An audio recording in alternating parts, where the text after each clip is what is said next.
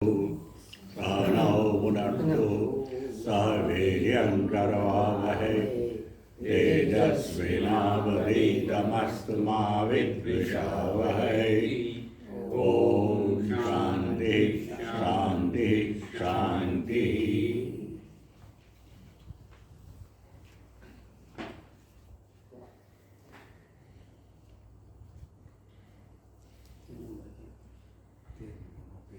ક્યાં હતા આપણે? 13 નંબરનો પાનો શ્લોક નંબર 19 થી શરૂ કરવા. તે પેજ નંબર 30. મને લાગે છે 19th રો છે ને 19મો.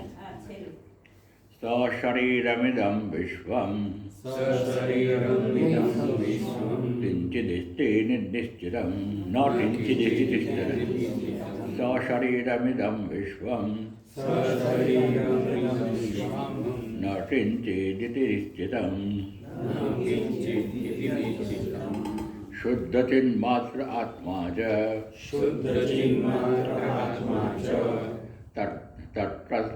તસ્મિन् કલ્પનાધુના.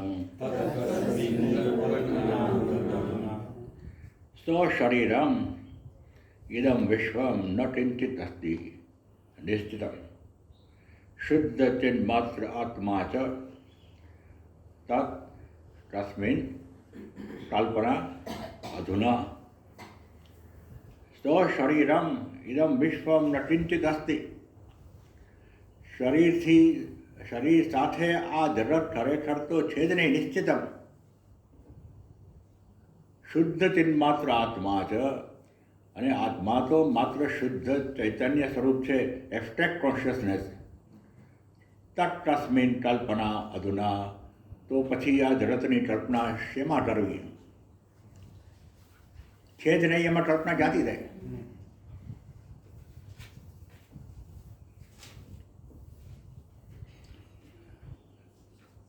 તસ્મિન કલ્પના અધુના.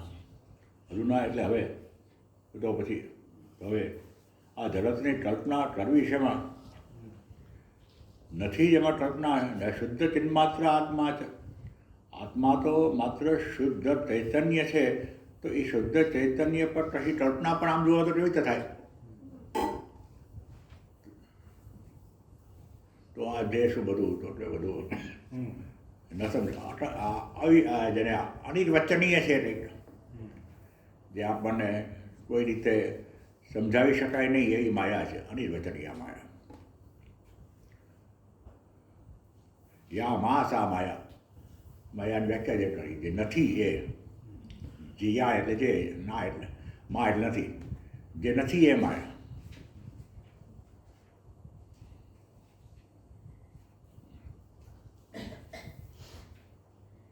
મુશ્કેલ છે આ તમારે બુદ્ધિમાં ઉતરવું મુશ્કેલ છે. એટલે કલ્પના પણ શેમાં કરવી? કલ્પના કરવા માટે પણ કંઈક સબસ્ટેશન જોઈએ, સબસ્ટેટમ જોઈએ. પણ સબસ્ટેટમ તો માત્ર શુદ્ધ ચિન્હ માત્ર છે. તો આ શરીરથી માંડીને આ વિશ્વ સુધી જે છે જ નહીં, એને માટે આ કલ્પના છે ને, એવી રીતે એને સમજાવવાની જરૂર નથી. Don't give that kind of importance also. જે નથી એની ચિંતા શું, એની વાત શું?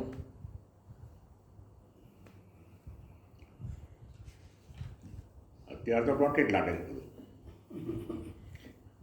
જે તે સમયે કોન્ક્રીટ લાગે, પછી કશું નથી સરવાય. સ્વપ્નો પણ હોય ત્યારે કોન્ક્રીટ લાગે, એકદમ કોન્ક્રીટ લાગે. ચિંતા દૂર થઈ જાય સપનામાં. એટલે સાચું છે એવું નહીં, એવું જ કંઈક આનું છે. એક માંડવ્ય કારિકા છે, એમાં બહુ વિસ્તારથી સમજાયું છે એના એક પ્રકરણમાં. શરીરમ સ્વર્ગ નરકૌ બંધ શરીરમ સ્વર્ગ નરકૌ બંધ મોક્ષૌ ભયં તથા કલ્પના માત્ર મે વૈતત કિમ મે કાર્યં ચદાત્મનઃ શરીર છે સ્વર્ગ નરક બંધ મોક્ષ ભય આ બધી માત્ર કલ્પના છે, એટલે છે જ નહીં. કલ્પનાનો અર્થ એમ કે છે જ નહીં, નોટ એક્ઝિસ્ટન્ટ. તો પછી હું જે ચિદાત્મા છું એની સાથે આનો કોઈ સંબંધ કેવી રીતે હોઈ શકે? गालिब नो एट शेर देते यूं तो हम जानते हैं जन्नत की हकीकत क्या है, दिल बहलाने तो गालिब ख्याल अच्छा है, ખ્યાલ અચ્છા હૈ. દિલ બહેલાને તો એ સ્વર્ગ અને નરક. હવે સ્વર્ગ અને નરક પણ ખરેખર તો કલ્પના જ વાંચવા હોવી જોઈએ, કેમ કે પશ્ચિમના દેશોમાં સ્વર્ગનું વર્ણન આવે તો એકદમ ઉફાવ હોય, સ્વર્ગ એકદમ વોર્મ હોય. અહીંયા આપણે સ્વર્ગ આવે તો એકદમ શીતળ હોય.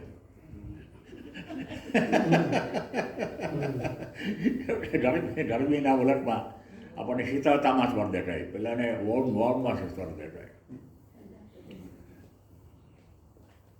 પણ એ બધું મનોકલ્પિત હોવાથી એવું સ્વર્ગ અને નરક પણ મનોકલ્પિત પ્રાપ્ત થશે, એમાં કોઈ સવાલ નથી.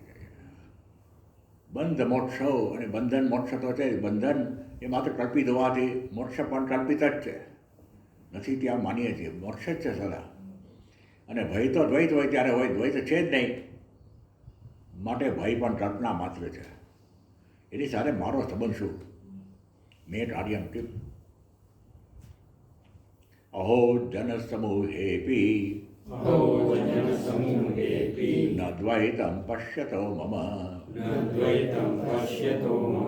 અરણ્યમેવ સંવૃત્તમ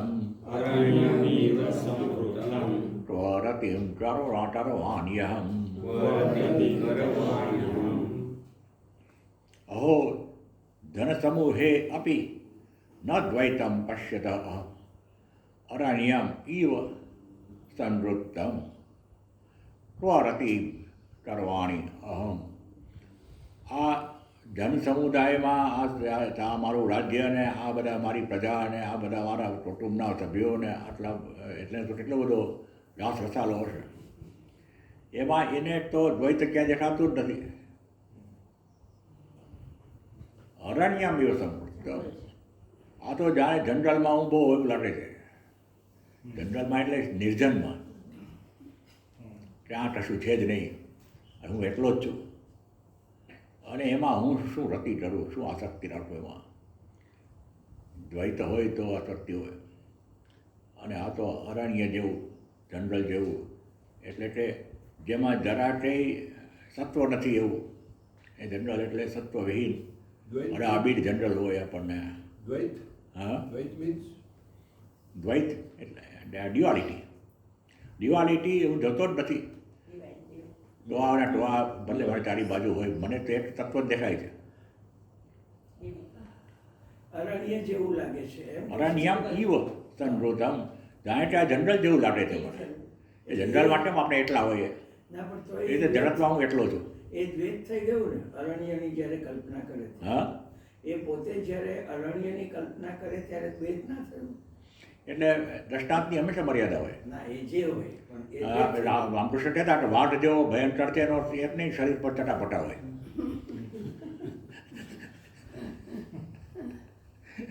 અરણ્યનો દાખલો એટલા માટે આપ્યો કે જંગલમાં ધારો કે તમે ભૂલા પડી જાઓ તો કેવા એકલા લાગો તમે. એના જેવું. અને જંગલ આમ કલ્પનામાં ને આપણી કવિતામાં સરસ લાગે, પણ જ્યારે તમે જંગલમાં એટલા પડી જાઓ, રસ્તો ન મળતો હોય ને બાજુમાં દીપડો આવે એવી શક્યતા હોય તમે ત્યારે પછી એ જન સમુદાય એમાં રતિ ન થાય, જંગલની જે એમાં કોઈ જાતની રસ પડે નહીં. ત્યારે જ દ્વૈત થઈ જાય. રસ ના પડે. રતિ એટલે એમાં રસ ન પડે. જેવી રીતે જંગલમાં માણસ ભૂલો પડ્યો હોય એને રસ ન પડે, એવી રીતે આ તો જાણે આ બધા ટોળાના ટોળા ચારે બાજુ રાજ્ય ને આને બધું છે, એ તો જંગલ જેવું લાગે છે મને. દ્વૈત ક્યાંય દેખાતું નથી. I have no interest. કહેવાનું એ છે કે આ કોઈ પ્રકારનો રસ મને આ દ્વૈતમાં છે રહ્યો નથી. હેઠળો હોઉં ને તોય ટોવામાં મેયામાં હોય એવું લાગ્યા કરે છે મને રોજ ધૂળ પટે એવું કીધું. કબીરની કોઈ એવી પંક્તિ છે અવધૂતા જુટલ હું જોડી એટલે એમનું ભજન છે. એમાં તે છે એટલે હું તો હું બધામાં છું અને અને અને કશું મારામાં નથી. મેં સબબ નટકું જ સબ મેં એવી કંઈક એની પંક્તિ છે. એ આ જ ભાવ છે એટલે આ જગત મારામાં છે પણ હું જગતમાં નથી ને જગત છે જ ક્યાં એ પંક્તિઓ કંઈક એવું કંઈ યાદ નથી આવતી મને. પણ અવધૂતા જુડલ હમ જોડી જુડલમાં લખશો તો બહુ સરસ પોઈન્ટ આવ્યું છે જોઈતા. નાહમ દેહો ન મે દેહ નાહમ દેહો ન મે દેહ જીવો નાહમ હમ નિહિજીત જીવો નાહમ નિહિજીત અયમેવ હિ મે બંધ અયમેવ હિ મે બંધ આસિદ્યા જીવિતે સ્પૃહા આસિદ્યા જીવે સ્વહા ન અહમ દેહ હું દેહ નથી. ન મે દેહ દેહ મારો નથી. જીવો ન અહમ હું જીવ નથી. અહમ હિચિત હું તો માત્ર ને માત્ર શુદ્ધ ચૈતન્ય સ્વરૂપ છું. અયમ એ વહી મેં બંધ મારું બંધન તો એટલું જ હતું એટલું જ છે કે આસિદ્યા જીવિતે સ્પૃહા કે મને તે જીવવા માટેની હજી ઈચ્છા હતી ખરી.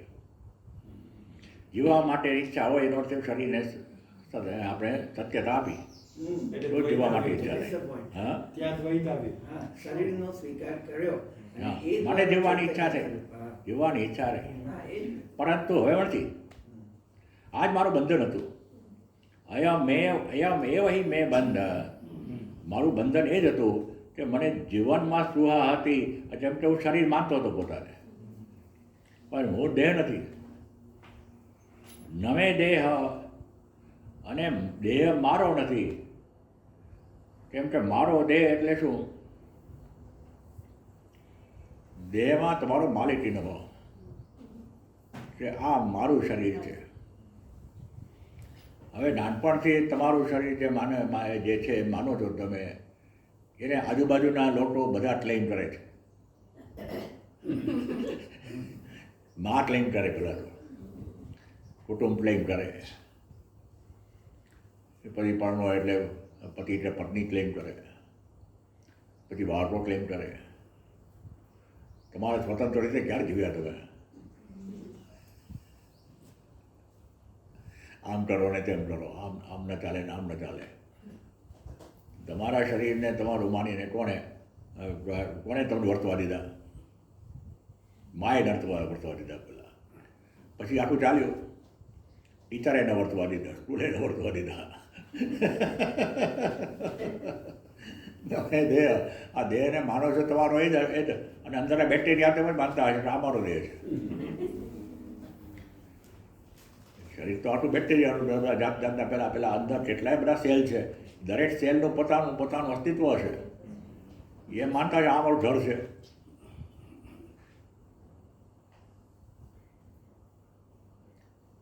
મરણાસન્ન વ્યક્તિ હોય તો એને જાણે એના પેલા આજુબાજુ શિયા ફરતા હોય એને લાગે કે આ અમારું શરીર છે યુદ્ધના મેદાનમાં.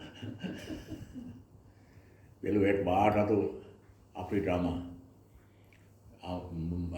એ પોતા કંઈક ખાવાનું મળતું હતું એટલે ઢસડાતું જતું હતું અને આ બસ થઈને પડી ગયું હતું અને બાજુમાં એક ગીધ ઊભું હતું. એ રાહ જોતું હતું ક્યારે બહાર મળી જાય.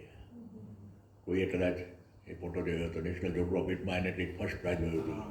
ઇથોપિયા કે હા. ત્યાં સાઉથ આફ્રિકાનું અને એટલો વલ્ચર રાહ જોઈને બેઠું હતું કે આ બહારનું શરીર એ તો મારું શરીર છે જેવું મરે એવું ખાઈ જાઉં.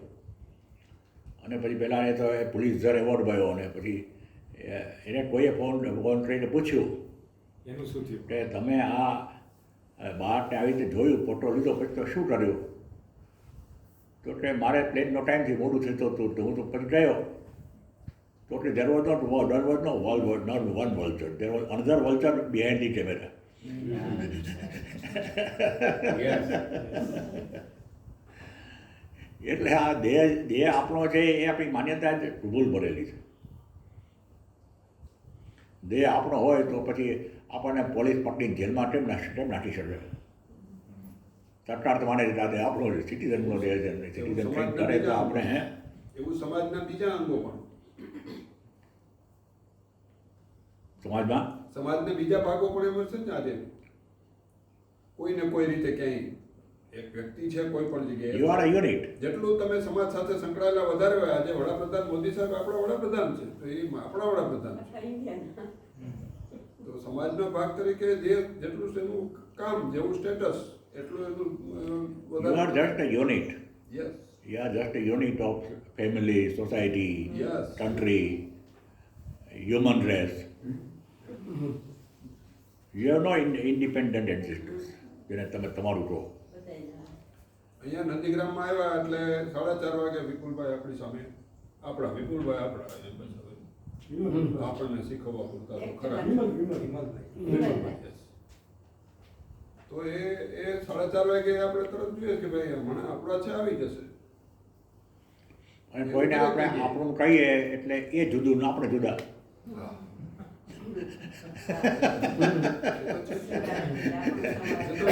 કોઈ પણ સેન્સ ઓફ બિલોંગિંગ હંમેશા દ્વૈતને આધારે હોય. એ તો કોઈ પણ મોદી અને આ દ્વૈતની જ ના પાડે છે. એટલે આ તમને હવે ખ્યાલ આવી ગયો ને દ્વૈત એટલે શું? પાકો થઈ ગયો ને. નમે દેહ જીવ ન અહમ. હું જીવ નથી. જીવ એક ભ્રાંતિ છે. કામ જીવ એક ભ્રાંતિ છે કેમ કે અહમ વૃત્તિ એક ભ્રાંતિ છે. અહમ વૃત્તિ કેમ ભ્રાંતિ છે કેમ કે એ તો પ્રતિબિંબ છે. કોનું પ્રતિબિંબ છે? તો શુદ્ધ અહમનું. જેવી રીતે 100 ઢડા છે અને 100 ઢડામાં સૂર્યના 100 પ્રતિબિંબ પડી રહ્યા છે, તો દરેક પ્રતિબિંબ જાણે કે સૂર્ય જેવું લાગે. એ ઢડામાં તમે જુઓ તો તમારી આંખ અંજાઈ જાય એવું પણ બને. ઢડાનું પાણી ગરમ પણ થાય, ધીમે ધીમે ઢડો પણ ગરમ થાય, પણ સૂર્યથી અલગ એની કોઈ તાકાત નથી. એવી રીતે આ ચૈતન્યનું પ્રતિબિંબ પડે છે, માટે આપણે જાણે કે ચૈતન્યવંતા બની રહ્યા. અને આપણું અંતઃકરણ જાણે કે પેલું પાણી ગરમ થયું એમ ગરમ થયું, પછી એની લીધે આપણું શરીર ગરમ થયું, ઢડો ગરમ થયો એમ. પણ જેવો સૂર્યનું પ્રતિબિંબ બંધ થયું એવું ગયું. ચૂલા ઉપર પાણીમાં તપેલામાં પાણી ભરીને રીંગણા બટેટા અને ચોખા નાખ્યા હોય, રામકૃષ્ણદેવ દાખલો આપતા, અને બટેટા અને રીંગણા કૂદે તો બહાર પણ એમ લાગે બટેટા અને રીંગણા કૂદે છે, પણ એ નથી કૂદતા. નીચેનું અગ્નિ છે એટલે પાણીમાં એ જાણે કે કૂદતા હોય એવો આભાસ થાય છે. એ પાણીના આધાર કૂદે છે. અને પાણી જો દજાડે તો પાણી નથી દજાડતું, પાણીમાં રહેલો અગ્નિ દજાડે. અને પોતે પોતાની રીતે સ્વતંત્ર રીતે નથી કૂદતા. પાણી છે તો કૂદે છે, અને પાણી હીટને કારણે, પાણી અગ્નિને કારણે છે. યસ. એ રીતે અગ્નિને કારણે આપણી અંતઃકરણ ગરમ થાય છે, અને અંતઃકરણ ગરમ થાય છે એટલે એની અંદર ઇન્દ્રિયોના વિષયો કૂદે છે.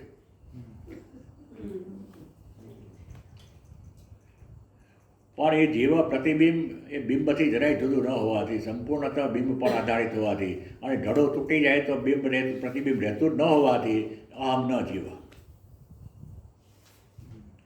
પણ તો ભાઈ શરીર જાય તો પછી આપણે મુક્તિ થઈ જાય. જે અર્થમાં આપણે માનીએ છીએ અર્થમાં મુક્તિ તો છે જ, પણ પ્રતિબિંબ બિંબ સાથે એક થઈ જાય ખરું. તો કે આ દ્રષ્ટાંતને વધારે લંબાવો તો આ ઢડામાં જે પાણી છે એ ઢડો જરાક આમ ઢીલો પડવા મને લાગે તૂટી જશે, તે બીજા ઢડામાં નાખે પાણીને. એમાં બધું પ્રતિબિંબ પડે. અંતઃકરણ એક શરીરમાંથી બીજા શરીરમાં રહ્યા કરે, અને જેટલું પાણી ચોખ્ખું હોય એટલું પ્રતિબિંબ સ્પષ્ટ દેખાય. એટલે જેટલું અંતઃકરણમાં પવિત્રતા હોય, ચોખ્ખાઈ હોય, અને હલબલ ન થતું હોય, એટલે કંઈ ચંચળતા ન હોય, તો એ પહેલાં પરમ તત્વનું એમાં પ્રતિબિંબ પડે. પણ પ્રતિબિંબ છે, બિંબ નથી. બિંબથી અલગ પ્રતિબિંબનું કોઈ અસ્તિત્વ નથી. કારણ કે આઢેથી મને ભાવ તો ભાઈ મારા પંડના પડછાયા છૂટે, વટનભાઈ કહ્યું. હું મને મારાથી અલગ કરીને જો જોઉં તો આ જે છે એ તો પડછાયો છે. પડછાયો કોનો? શેડો કોનો તો પંડનો, પંડ શું તે પરમ તત્વ. જો આ બધાથી આ નથી કરીને જુદો પડીને જો શરીર મન બુદ્ધિને મારીથી અલગ રીતે તપાસું તો એ માત્ર પડછાયો છે મારા પરમ તત્વનો. એનું કોઈ અલગ અસ્તિત્વ નથી. પડછાયો હંમેશા અનસ્તિત્વમાં હોય. આપણો પડછાયો પડતો હોય એના પછી ટ્રેક્ટર ચાલુ જાય તો આપણને કોઈ કશો વાંધો ન આવે.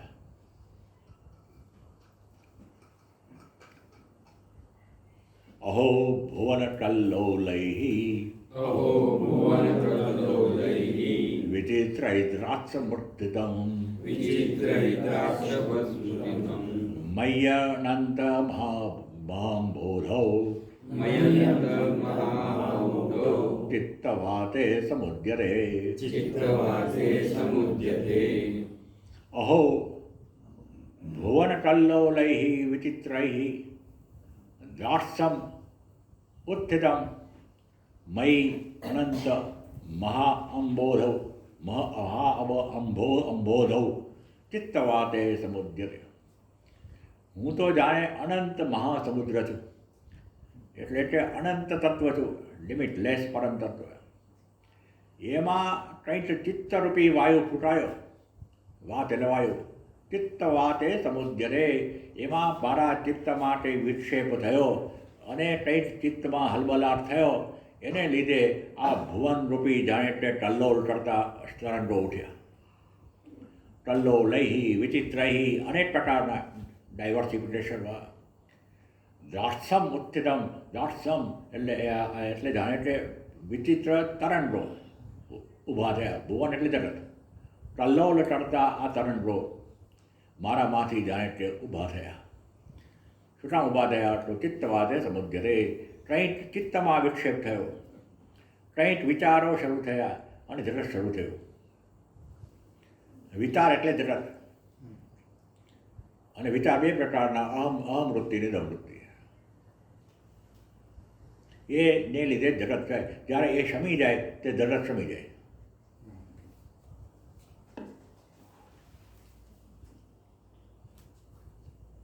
આપણે આમાં ઉપદેશ સારંગમાં કહે છે કે આ વિચારો છે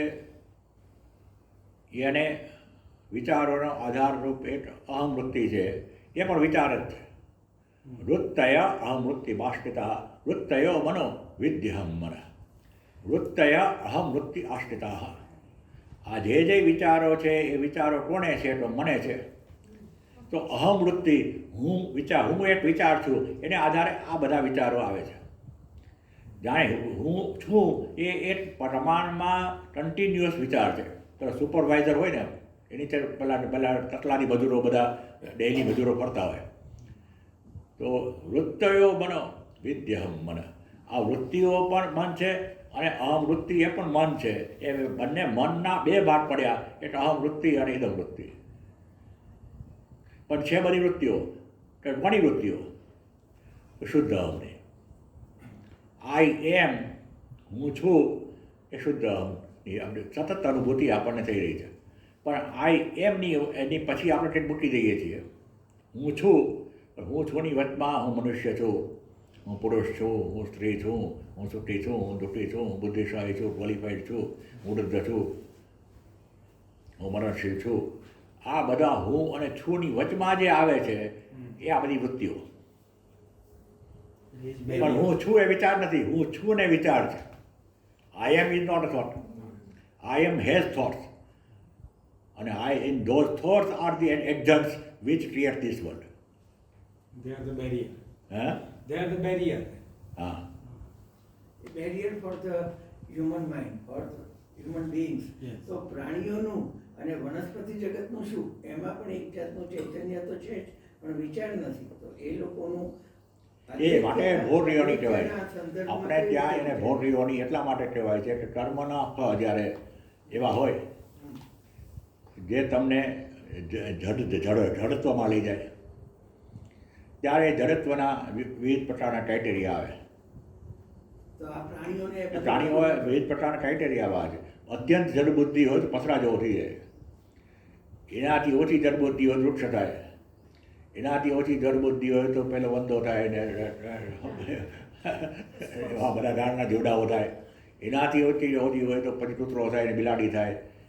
એનાથી વધારે હોય વધારે ક્રૂરતા હોય તો વાઘ થાય. અને એ મેં તમને કોઈને કહ્યું હતું કે મકરંદભાઈના એક વડીલ મિત્ર હતા નાથાભાઈ ગોંડલમાં.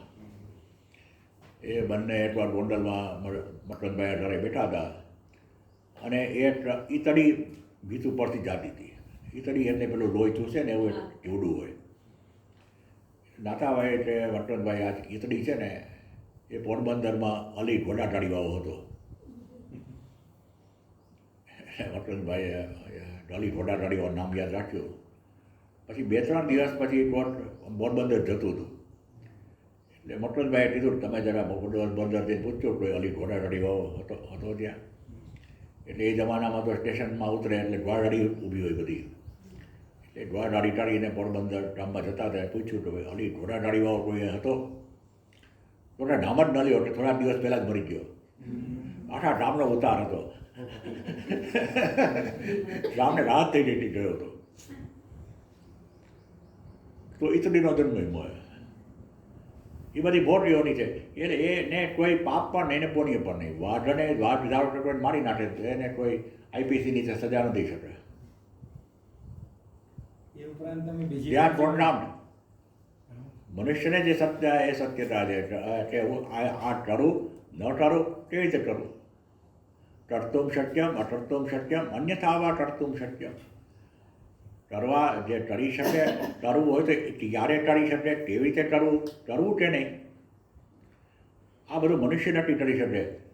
લોહીને લાત મારી હોય તો મનુષ્ય પહેલાં વિચાર કરે કે 4 ક્ષણે હું લાત મારું તો આ મને પ્રતિભાવ ન આપે. બરાબર ઊંઘતો હોય ત્યાં લાત મારી દઉં. જ્યારે સાવધાન ન હોય તે લાત મારીને ભાગી જાઓ. અથવા તો જરા નબળો પડે રાહ જો પછી લાત મારું જેથી અમારે હું મારીને બરાબર બીજી લાત પણ મારી શકું. પણ ગધેડાની પાછળ જઈને ઊભો રહે માણસ તો લાત મારે. It is not loud. વિમલભાઈને બીજી રીતે જોઈએ ને આપણે હા બીજી રીતે આ જે ગજેન્દ્રભાઈ પોઈન્ટ બહુ સૂક્ષ્મ છે તમારો પોઈન્ટ કે આજે એમને કીધું ને કે તો પછી આ પ્રાણીઓને આ વનસ્પતિઓ પણ જુઓ તમે. પણ આમ જોવા જઈએ તો આપણું જગત આપણે જ જગત બનાવીએ છીએ અને આપણું જગત ત્યારે જ આવે છે જ્યારે કે આપણે જેમ એમને કીધું કે આપણે અત્યારે આ સ્વપ્ન જગતમાં જ છે. અત્યારે આ એક મોટું લાંબુ સ્વપ્ન જોઈ રહ્યા છે. હવે આની અંદર હું મારા મન પ્રમાણે હું જે કૃતિઓ ઉત્પન્ન કરું જે કલ્પનાઓ કરું એ બધું ખડું થઈ ગયું. કદાચ બની શકે કે હવે મને એમ થાય કે સાઉથ આફ્રિકાના જંગલમાં ઓલું કહ્યું છે સફારી ત્યાં જવું છે તો ત્યાં જઈશ તો હું ત્યાં બધા જીરાફો જોઈશ ને બધું જોઈશ. એટલે કદાચ એ દ્રષ્ટિથી આનો કંઈક એનું રિકન્સિલેશન મળતું હોય. કારણ કે આમ તો ગધેડો કયો કે હાથી કયો કે આ ઝાડ કયો એ બધી તો સ્વપ્નવત જ છે. કલ્પના છે. સ્વપ્નવત જ છે.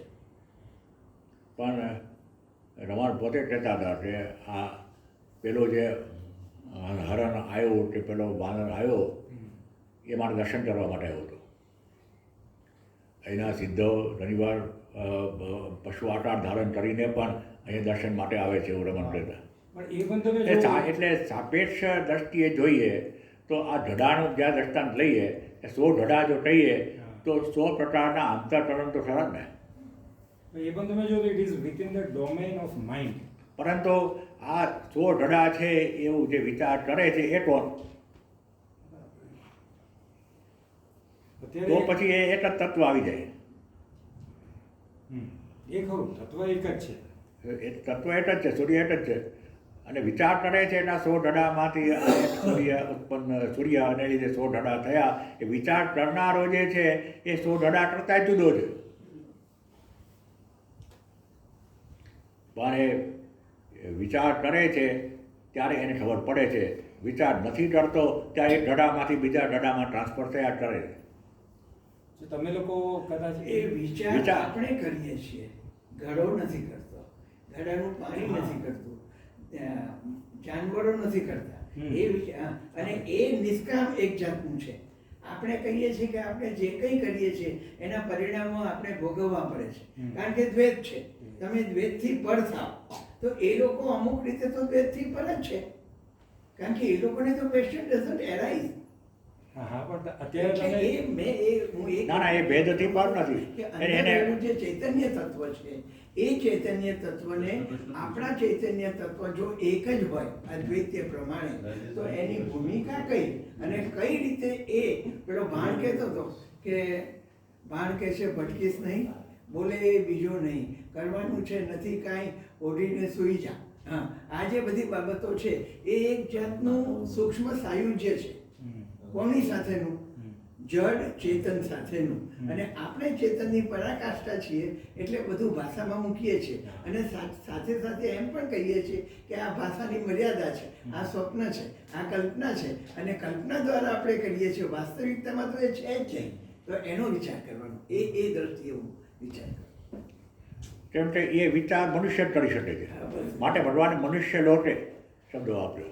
એટલે અને વિદ્વૈતોએ કહ્યું કે આ 3 વસ્તુઓ દુર્લભ છે: મનુષ્યત્વમ, મુમુક્ષુત્વમ, મહાપુરુષ સંશ્રય.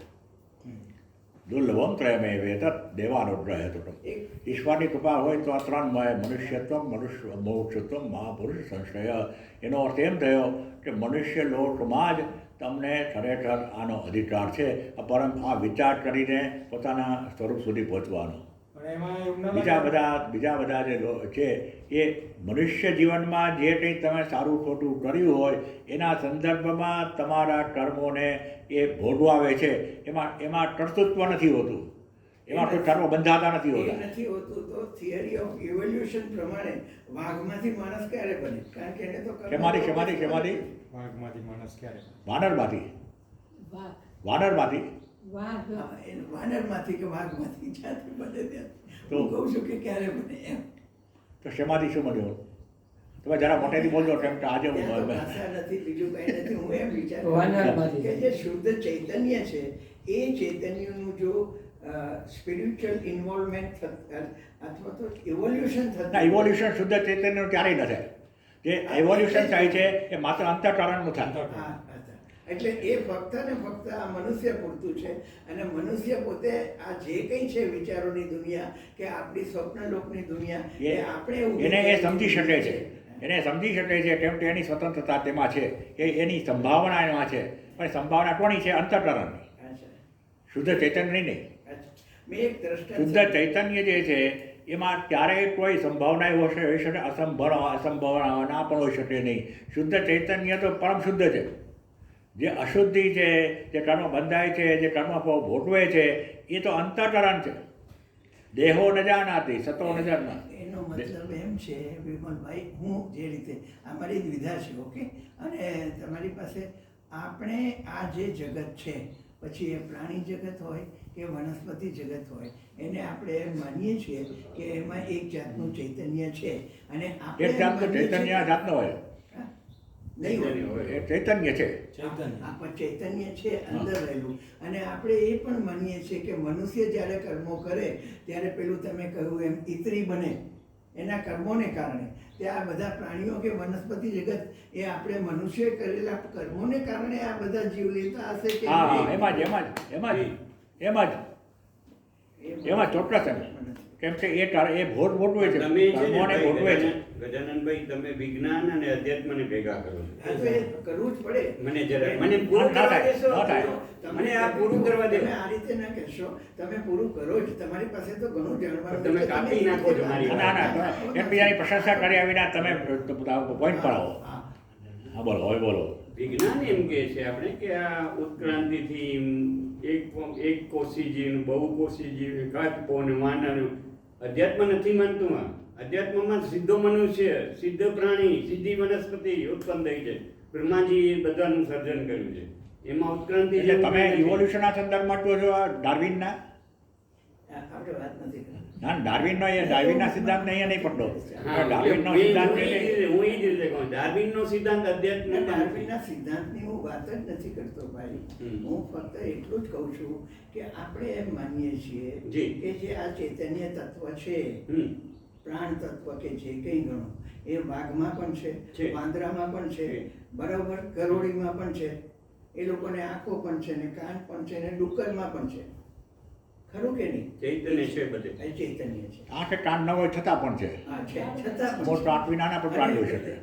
ભલે એમાં વિજ્ઞાનનો સહારો લઈએ આપણે, તો એમે વિજ્ઞાન હવે તો એમ કહે છે કે પ્રોટોન, ન્યુટ્રોન ને ઇલેક્ટ્રોનને કારણે જડમાં પણ એક જાતનું સૂક્ષ્મ ચૈતન્ય છે કે જે ઝંકૃત થાય છે. એ જૈનો એ કે મઠો શોધી દે, પથ્થર એ પણ એક જીવ છે. મારે તો ખાલી મનમાં આપણે એ પહાડોને પર્વતોને જીવ કહીએ છીએ. આપણે કહીએ છીએ આપણું જે વિચાર જગત છે એ વિચાર જગત કાલ્પનિક છે, અને એ કાલ્પનિક દ્વારા આપણે આપણા પર આરોહણ કરીને કર્મના બંધનના પ્રમાણે આ બધું આપણે ભોગવીએ છીએ. પછી એ કર્મ હોય, સંચિત હોય, ક્રિયમાન હોય, એટલે જો કર્મનો સિદ્ધાંત- એની સાથે કે આ બીજા બધું પ્રાણી જગત છે કે એ બધાને એમાં પણ આ બધાનું પેલું હું તો કહું છું કે વસ્તી વધારો થતો હોય ને બીજું બધું જે કંઈ થતું હોય એ બધું એને આપણી જે આ વિચારધારા છે એ વિચારધારા સાથે ચૈતન્યને કઈ રીતે જોડી શકીએ. જો જોડી ન શકીએ તો એ અદ્વૈત છે જ, એટલે સવાલ જ નથી. બસ આ મને મળે. વિજ્ઞાન જે કંઈ કરે છે એ બહિર્મુખતા પર કરે છે. વિજ્ઞાન એસ્ટ્રોવર્ટ ઉપર જ રહે છે. ભગવાન રમણ મહર્ષિએ કહ્યું કે પોતાને સમજ્યા વિના જે આ જગતને, કોસ્મોસને, આ પ્રાણી જગતને, વનસ્પતિ જગતને, એના ચૈતન્યને સમજાવવાનો જે પ્રયત્ન કરે છે એ બધું અજ્ઞાનના ક્ષેત્રમાં છે, રમણ મહર્ષિ અવિદ્યાના ક્ષેત્રમાં છે. કેમ કે પોતાને જાણતો નથી. પહેલાં પોતાને જાણ્યા પછી વનસ્પતિમાં જીવ છે ને પેલામાં કેટલો જીવ છે એ તપાસ કરો. પહેલાં તમે કોણ છો જાણ્યું? પોતાને જ્યાં સુધી જાણ્યો નથી. વિજ્ઞાન જે છે એ હંમેશા બહારના જગતને તપાસે છે, પણ બહારના જગતને તપાસતા બહારના જગતના બધા સિદ્ધાંતો જાણો કે એ કહેવાતો શોધી કાઢે, પણ અંદર રહેલા પોતાના તત્વ વિશે તો એ અજ્ઞાન જ રહે છે. અને બહારનું તત્વ જે શોધે છે એ તો ડુંગળીના ફોતરા જેવું છે. જો વિજ્ઞાન ખરેખર કોઈ ચરમ બિંદુ પર પહોંચી શકતું હોત તો નોબેલ પ્રાઇઝમાં કમિટીએ જાહેર કર્યું હોત કે ફિઝિક્સમાં, કેમિસ્ટ્રીમાં, મેડિકલ સાયન્સમાં હવે આવતા વર્ષથી કોઈ નોબેલ પ્રાઇઝ નહીં આપવામાં આવે, કેમ કે આપણે એના જ્ઞાનના ચરમ બિંદુ પર પહોંચી રહ્યા છે. ક્યારેય એ થતું નથી, કેમ કે હંમેશા અજ્ઞાનના ફોતરા નિકાળ કરે છે. આઇન્સ્ટાઈને કીધું, આઇન્સ્ટાઈને જે એમથી એમ કીધું કે જગતના જેટલા પ્રાપ્ત અને જેટલા અપ્રાપ્ત જે નિયમો છે જેના દ્વારા આખું બ્રહ્માંડ રચાયેલું છે અથવા ચાલે છે, એની પર પણ એક એવો મહાન નિયમ છે જેને હું સમજી શક્યો નથી, પણ છે ખરો કે જે આની પાછળ કામ કરે છે. અને એ જે સમજી શક્યો નથી, અધ્યાત્મ ગણો કે જે ગણો, અને જે સમજી શક્યો નથી એ આઇન્સ્ટાઈન આ બધું કોસ્મિક ઓર્ડર સમજી શક્યા, નિયમો સમજી શક્યા, નિયમોને આધારે ચાલે છે સમજી શક્યા, એની પાછળ કંઈ શક્તિ છે એવું સમજી શક્યા, પણ એ શક્તિ હું એવું નથી સમજી શક્યા, કેમ કે એને અંતરપ્રવેશ કર્યો નહીં. જ્યાં સુધી અંતરપ્રવેશ કર્યો નહીં ત્યાં સુધી you are in the RAM of ignorance. અને ઇગ્નોરન્સનો ક્યારેય પાર ના આવે. ગમે તેટલું સંશોધન કરો, હંમેશા કંઈ ને કંઈ આગળ વધવાનું આવે, કેમ કે આ અજ્ઞાનનો કોઈ છેડો નથી.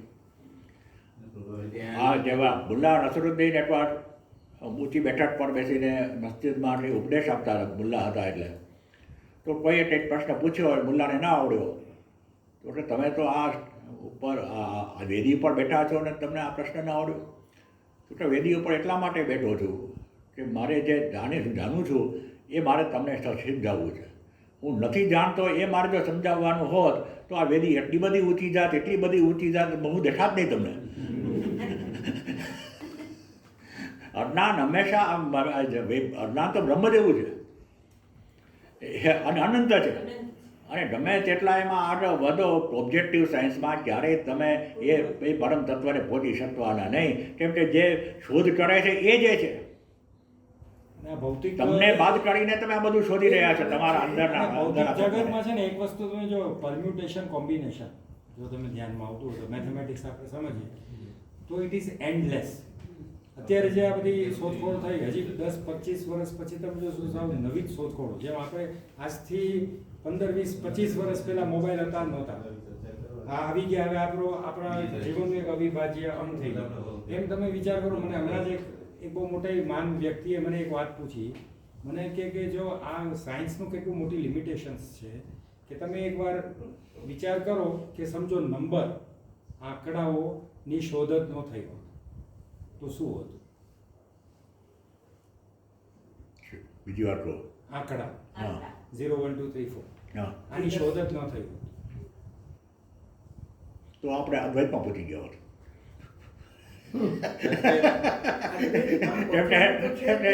અદ્વૈત એટલે શું? એકથી આગળ વધતું જ નથી, એટલે અને એકમાં તો કોઈ શંકા નથી. એટલે કહેવાનું હું છું એમાં કોની શંકા કે છે? અમારામાંથી બીજા કોઈ કે એને વાત એ કરી. જ થયું, નથી એમ જેમ નહીં, પેલા કહે એ છે. બરાબર, એ spiritual ની દ્રષ્ટિથી તમે અને એ કહો છો. શબ્દો દ્વારા વ્યક્ત નહીં. કરવા માટે પ્રયત્ન કરીએ છીએ. બાકી તો એક કક્ષાએ પહોંચીએ એટલે આપણે મર્જ થઈ ગઈએ. એટલે ઈ આપણે spiritual. અને એને મારે આ દ્રશ્ય જગત જેને આપણે આટલી બધી વ્યાખ્યાઓમાં મૂકીએ છીએ કે બધામાં મૂકીએ છીએ અને ચૈતન્ય તત્વ સાથે સાંકળીએ છીએ. વિજ્ઞાન વગર તો આપણને ચાલવાનું જ નથી. આપણે કહીએ, અને અધ્યાત્મ પોતે જ એક વિજ્ઞાન છે. અધ્યાત્મ પોતે પણ નહીં, ના, પણ વિજ્ઞાન ભાઈ ના, એમાં એટલે આ ડિસએગ્રી હતું. વિજ્ઞાન છે બહિર્મુખી છે, અધ્યાત્મ અંતર્મુખી છે. અને બહિર્મુખી જે છે એ હંમેશા દ્વૈતને સ્વીકારીને બહિર્મુખતા ચાલે. બધું બરોબર, છતાં પણ there is one converging ના, point. ના આવે પછી. There we have to go. But I would have problem. That become Not crutches. syndrome. આ વિજ્ઞાન છે ને, આપણા ક્રેચીસ છે. જો તમે નોટ કરો કે જે વિજ્ઞાનમાં ન બેસે ચોખ્ઠું, એને આપણે ઇનવેલિડ કરી નાખીએ. એમ કેમ ચાલે? આલ્બર્ટ આઇન્સ્ટાઈને પોતે કીધું છે. આલ્બર્ટ આઇન્સ્ટાઈને એ જ વાત જે તમે કીધી એ જ હું કહું છું. E = mc² ના જે શોધક, કે આ જે બધા જે આપણે કહીએ કે આ લાઇટમાં એનર્જી જાય નામ થાય, એ કહે કે આ બધા તો એક જ ઇવેન્ટ વારંવાર રિપીટ થાય એટલે આપણે એનું નામ આપી દીધું. એક જ ઇવેન્ટ, જેમ કે કોઈ પણ વસ્તુ, જેમ લાઇટ અત્યારે મેં સ્વિચ ઓન કરી કે આ લાઇટ આવી એટલે, પણ એવા ઘણા બધા ઇવેન્ટ્સ છે જેનું રિપીટેશન હજારો વર્ષ પછી થાય, એની પાછી 1000 વર્ષ પછી જ રિપીટ થાય. તો એ 1000 વર્ષ પછી જ્યારે માણસો જે પણ શોધખોળો કરતા હશે એ લોકો પણ એનો એક નવો કાયદો બનાવશે, લો બનાવશે કે ભાઈ આવી રીતે થાય.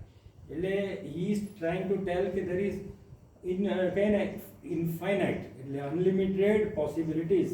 એટલે તમે એને જો એક ઓલામાં બાંધવા જાઓ તો બંધાય આપણે જ બાંધવું જ નથી, હા. કારણ કે બાંધવા માટે શબ્દ જોઈએ. અને તમે કહો છો કે શબ્દ એ one step aside છે. અને You cannot reach over that. હવે આપણે ગજાનંદભાઈ આજે એક પોઈન્ટ, જસ્ટ નાનો પોઈન્ટ છે, હું તમને ના, તમે કહો એ બરોબર છે. અમારા નહીં, ના ભાઈ, કોઈ આપણે બધા સહચિંતનમાં છે. ના, તો અમારામાંથી જ કોઈ સહચિંતન લીડરને કીધું કે તમે કીધું નંબર નથી ને જે તમે હમણાં કીધું કે ભાષાની આ વાત છે, તો કે આ પશુ પક્ષીઓને તો ભાષા નથી, પણ ત્યારે એને એ જ સવાલ કર્યો કે એ આપણે માનીએ છીએ કે એ લોકોને ભાષા નથી. હું તમને કહું, આ ઝાડપાન પણ જો પોતાની જાતને પ્રોટેક્ટ કેવી રીતે કરે છે, તમે જુઓ બધી વસ્તુઓમાં, કઈ રીતે આપણે સંયુક્ત પક્ષીઓમાં, છીએ લોકો. એ લોકો એની મા બાપને એના છોકરાઓને, અને એ લોકો કઈ કોલેજમાં ગયા, ક્યાં કોઈ ભણવા ગયા, પણ બધાને શિકાર કરતા આવડે છે, બધાને પોતાનું ખાવાનું ગોતતા આવડે છે. નાનું એટલું ઓલું એ કીડું એ એને જેવું બને એવું તરત ખાવા માટે નીકળી પડે.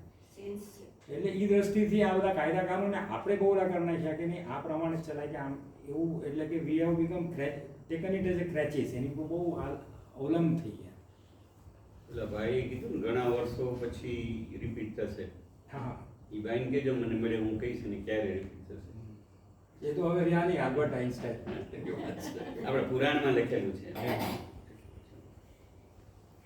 આગળ વધીએ. યસ. ના હમ દેહો ન મે દેહો જીવો ન અહમ હિચિત અયમ એ વહી એ બંધ આસિદ્યા જીવિતે સ્પૃહ. જ્યાં સુધી જીવનમાં મારી સ્પૃહ હતી ત્યાં સુધી આ બધા મને સાચા લાગતા હતા કે હું દેહ છું, મારો દેહ છે, હું જીવ છું.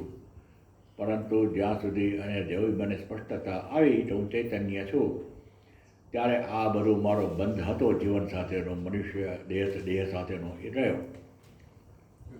એમ કે I am the body is the primordial sin.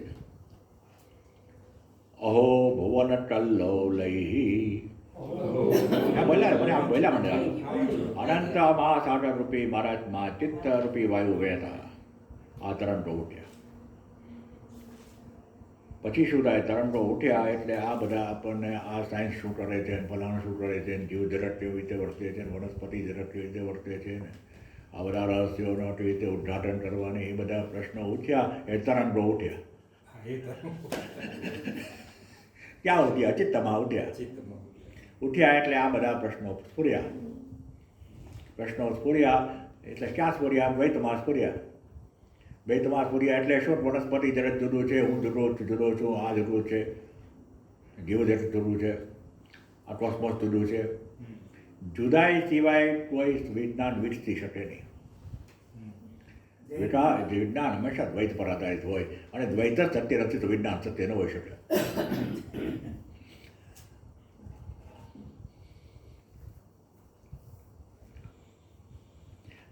દ્વૈત સિવાય વિજ્ઞાની શોધે શું?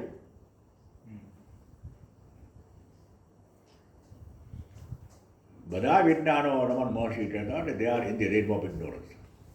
All objective sciences, that is what. જેટલા કંઈ ઓબ્જેક્ટિવ સાયન્સીસ છે they are all in the reign of word because they do not know themselves. Einstein કહ્યું ને ન્યૂટનની સાથે વાત કરતા હતા કે આપણે તો આ મહાસાગરના કિનારા પર પેલા છીપલા વીણતા હોય ને એ રીતે સત્યને વીણીએ છીએ હજી. એટલી નમ્રતા હતી. હા, We are the children gathering pebbles on seashore of life. એ રવીન્દ્રનાથે કીધું. આજે તમે કહો છો ને રવીન્દ્રનાથની કરી હતી, We are the children gathering હા, pebbles. રવીન્દ્રનાથે તો કહ્યું છે પણ આ કોઈ વૈજ્ઞાનિકોએ કહ્યું હોય મેં ક્યારે વાંચ્યું હતું. વિજ્ઞાનીઓ વાંચીને રવીન્દ્રનાથે કહ્યું હોય, રવીન્દ્રનાથનું વાંચીને વિજ્ઞાનીએ કહ્યું હોય એ મને ખબર નથી. પણ બે મોટા વૈજ્ઞાનિઓ મળ્યા હતા અને એમને પણ આવી નમ્રતા વ્યક્ત કરી હતી. રવીન્દ્રનાથ તો વ્યક્ત કરે પણ વિજ્ઞાનીએ પણ કરી. કેમ કે સાચા અર્થમાં ઋષિ હશે. વૈજ્ઞાનિકો આમ તો ઋષિ જ છે, જ્ઞાનને સમર્પિત હોય ભલે ઓબ્જેક્ટિવ નહીં.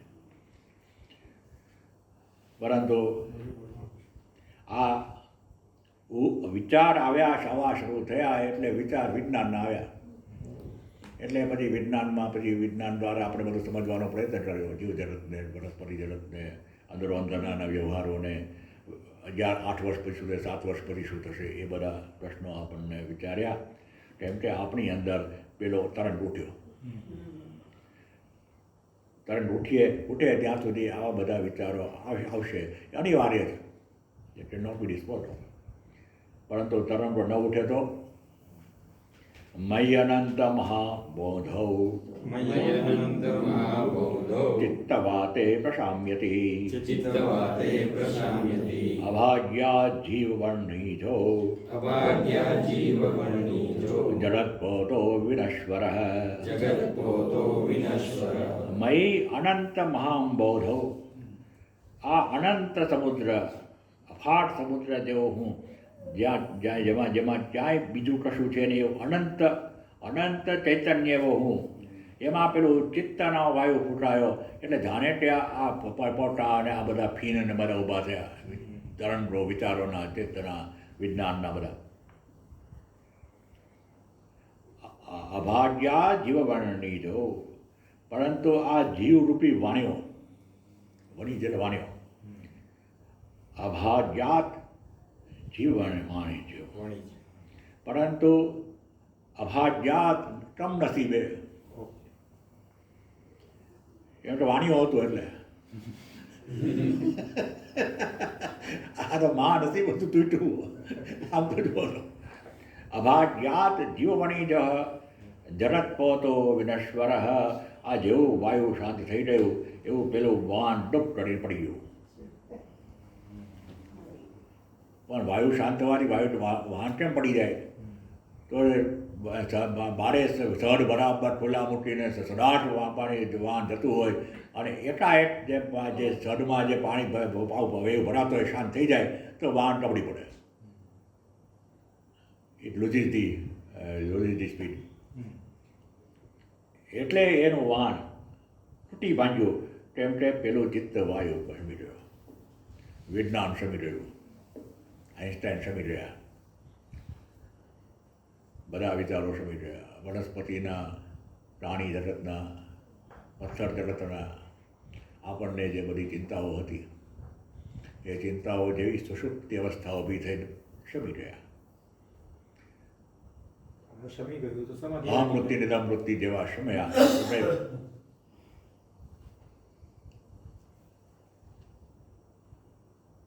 મય્યનંતમહાં બોધૌ આશ્ચર્યં જીવવીચયઃ ઉદ્યન્તિ ધ્વન્તિ ખેલન્તિ પ્રવિશન્તિ સ્વભાવતઃ મયि અનંતમ મહાન બોધૌ આશ્ચર્યમ જીવ વિવિચય મારા આ મહાસમુદ્રરૂપી ચૈતન્યમાંથી એ આટલું આશ્ચર્ય છે કે આ જીવસૃષ્ટિ જાણે કે ઉદ્યંતી જાણે કે ઊભી થઈ ધ્વંતી એકબીજા સાથે ભટ્ટાણી ખેલંતી એકબીજા સાથે રમી અને પાછી પ્રવેશંતી સ્વભાવ જાણે કે આપોઆપ જ જરાકે મારા યત્ન વિના જગત ઉદ્ભવ્યું લઈ પામ્યું ઉદ્ભવ્યું લઈ પામ્યું એ પરમ ચૈતન્ય રૂપી માર્ગ એ આ પરમ ચૈતન્ય જે છે એ અહમવૃત્તિ જેના પર આધારિત છે શુદ્ધ અહમની વાત છે અહમવૃત્તિને સાચવીને આ ન કહેવાય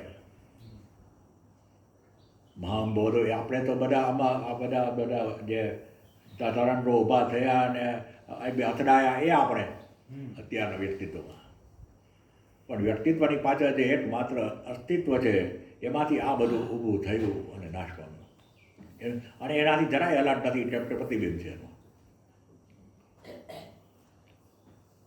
આ જનક રાજાએ પોતાની અનુભૂતિની વાત કરી અત્યારે જનક બોલે છે આ બધું અને આમ જુઓ તો જનકે વેદાંતે જે કહેવાનું છે બધું બહુ લંબાણથી સરસ રીતે કહી દીધું પરંતુ અષ્ટાવક્ર એને હથોડા મારવા માંડ્યા ત્રીજા પ્રકરણ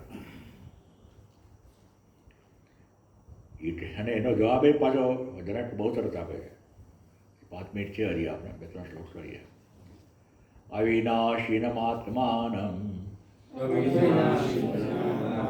એકં વિજ્ઞાય તત્વતઃ તવાત્મજ્ઞસ્ય ધીરસ્ય પ્રથમર્થાર્જને રતિઃ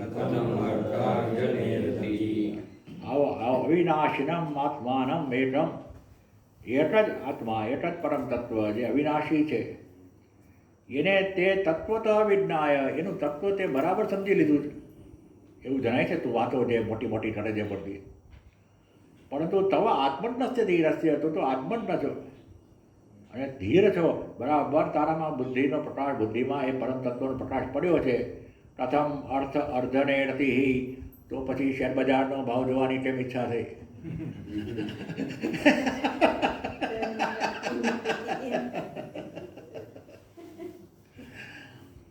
પ્રથમ અર્થમર્દને રતિ તો પછી આ રાજા તરીકે તને આ સમૃદ્ધિ રાજા રાજપાટ વધારો ને આમ અહીંયા આમ કરું તેમ કરું સમૃદ્ધિ વધારો ને બધા વિચારો શું કામ આવે તને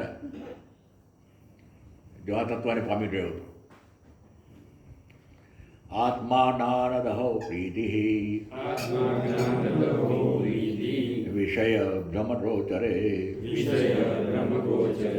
શુક્લૈરજ્ઞાનતો લોભઃ યથા રજત વિભ્રમે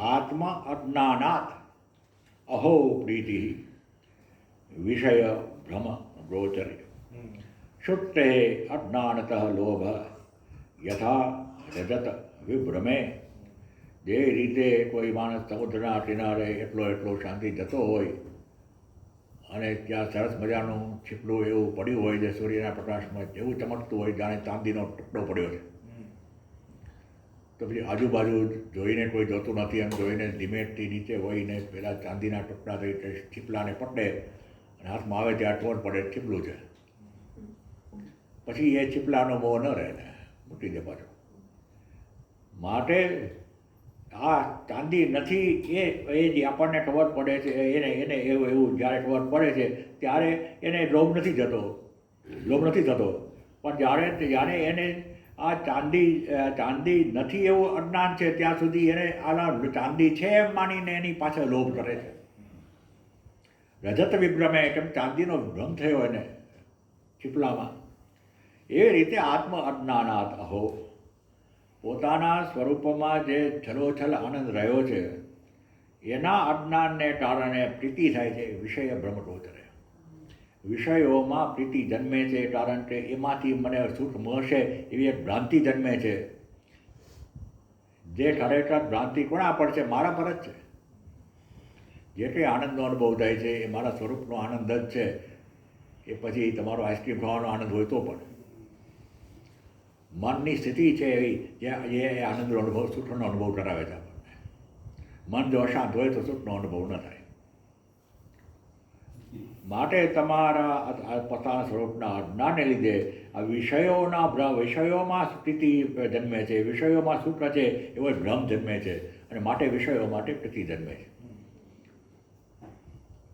વિશ્વમ સ્ફુરતિ યત્રેદમ તરંગા ઇવ સાગરે સોહમસ્મીતિ વિજ્ઞાય પ્રેમ દિન ઇવ ધાવસી. તું કહે છે કે યત્ર ઇદમ વિશ્વ સ્ફુરતિ, આ મારા ચૈતન્ય સ્વરૂપમાંથી તો આ વિશ્વ ધારે એટલે તરંગોની જેમ ઊભું થયું. તરંગા ઇવ સાગરે, જે રીતે સાગરમાંથી તરંગ ઊભા થયા એ રીતે સ અહમ અસ્મિ ઇતિ, એ હું છું. સ અહમ અસ્મિ, એ પરમ ચૈતન્ય હું છું, જેમાંથી વિશ્વના બુદ્ધ નીકળ્યા અને પાછા શમી ગયા. એવું બરાબર જાણીતું વિજ્ઞાય કિમ દિન ઇવ દાસસી, તો આ દિનતા ધારણ કરીને હું તો દુઃખી છું ને ગરીબ છું ને આવો છું ને તેવો છું એમ કંઈ દોડાદોડી કેમ રહે જીવનમાં? દોડાદોડી છે નહીં જાતો ભાઈ આ જીવનમાં. આ સવાલ પૂછે છે. જનકને પૂછે જનકને કહે છે અષ્ટાવક્ર. આટલી બધી જ્ઞાનની વાતો કરે છે પણ આ રાજ્ય ચલાવે છે અને એમાં એવું લાગે છે કે એવું તું આને સાચું માનીને જીવન જીવે છે. વાતું તો ભલે જ્ઞાનની વાત મોટી કરતો. શ્રુત્વાપી શુદ્ધ ચૈતન્યમ આત્માનમતિ સુંદરમ ઉપસ્થિત્યંત સંસક્તઃ માલિન્યમ અધિગચ્છતિ. આ ભયંકર ઉપમા આપી, જેમ કે આ લોકોને છુચ્છા થતી નહીં ગઈ. શ્રુત્વા આપી શુદ્ધ ચૈતન્યમ આત્માનમ અતિ સુંદરમ,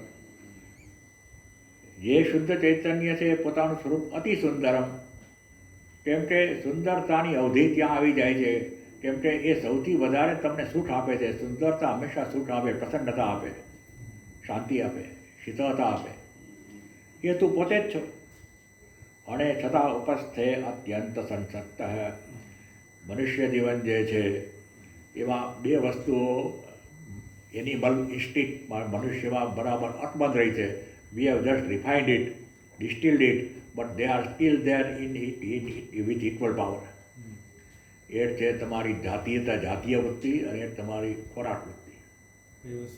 મોટા ભાગના જે તમારી એડવર્ટાઇઝમેન્ટ ટીવીમાં નામાં તેમાં હોય એ કાં તો ફૂડ ઉપર આધારિત હોય અને કાં તો તમારી સેક્સ પર આધારિત હોય. અહીંયા એ કહે છે તો પછી આ તારે રાણીવાસ શેનો છે તારી પાસે? વસ્તા અત્યંત આસક્તિ માલિન્ય મધિરચ્છતિ. આ તો મલિનતાને તું પ્રાપ્ત કરે છે, શરીરને સાચું નથી માનતો તો તારે આ પુરુષથી સ્ત્રી પુરુષના સંબંધો કેમ છે તારા જીવનમાં? હજી